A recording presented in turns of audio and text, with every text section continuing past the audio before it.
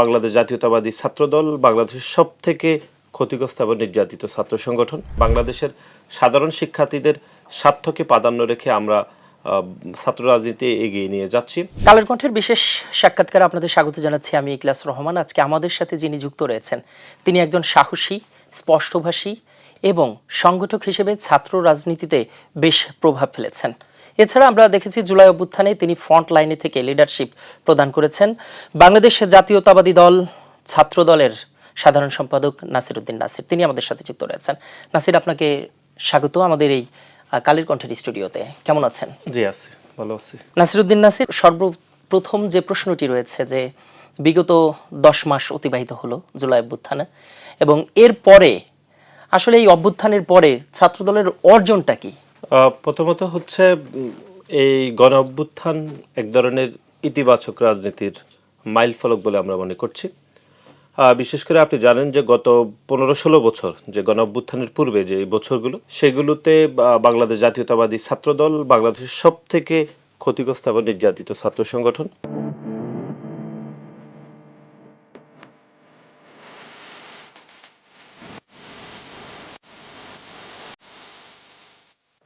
আমাদের হাজার হাজার নেতাকর্মী যারা গণতান্ত্রিক আন্দোলন করতে গিয়ে আমরা নির্যাতনের শিকার হয়েছি, গুম খুনের শিকার হতে হয়েছে, এবং অসংখ্য নেতাকর্মী যারা গুম হয়েছে তাদেরকে আমরা আজও ফিরে পাইনি। সুতরাং এরকম একটি গণতান্ত্রিক আন্দোলন করতে গিয়ে যেই ক্ষতিগ্রস্ত এবং নির্যাতনের শিকার হয়ে গণ অভ্যুত্থানও অত্যন্ত সাহসিকতার সহিত গণ অভ্যুত্থানে বাংলাদেশ জাতীয়তাবাদী ছাত্রদল খুনি হাসিনার বিরুদ্ধে আন্দোলন সংগ্রাম করেছে, এবং সে আন্দোলন সংগ্রাম করতে গিয়েও জুলাই আগস্টে বাংলাদেশ জাতীয়তাবাদী ছাত্রদলের 100-রও অধিক নেতাকর্মী যারা রাজপথে শহীদ হয়েছেন।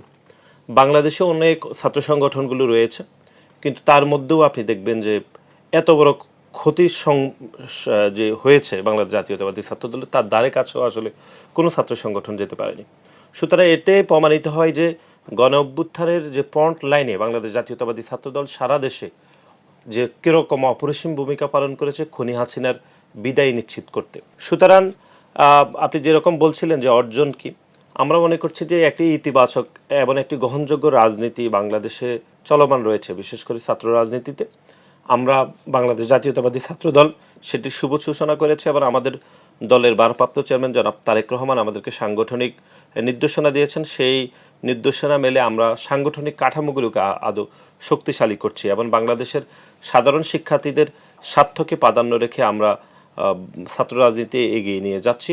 আমরা মনে করছি যে 21 শতক উপযোগী যে একটি মেধাভিত্তিক ছাত্র রাজনীতি বিনির্মাণের জন্য বাংলাদেশ জাতীয়তাবাদী ছাত্রদল সদা প্রস্তুত রয়েছে। সেই বিষয়ে আমরা আসলে কাজ করছি, যেখানে শুধুমাত্র সাধারণ শিক্ষার্থীদের স্বার্থকে প্রাধান্য রেখে বাংলাদেশ জাতীয়তাবাদী ছাত্রদল কাজ করছে, এবং সে কাজ করার অংশ হিসাবে আমরা ইতিমধ্যে প্রায় 1600 আমরা শিক্ষা প্রতিষ্ঠানে আমাদের সাংগঠনিক কাঠামোকে পুনর্গঠন করেছি, এবং আগামী 1 মাসের মধ্যে সে সংখ্যাটা প্রায় 2500-রও অধিক আমরা নিয়ে যেতে পারবো। ইতিমধ্যে আমাদের আরও 600 সাংগঠনিক কাঠামোকে আমরা পুনর্গঠন করেছি, সেটি কয়েকদিনের মধ্যে আমরা সেগুলো প্রকাশ করব, এবং আমাদের যে জেলা মহানগরী ইউনিটগুলো রয়েছে সেগুলোও আমরা ঢেলে সাজানোর কাজ করছি।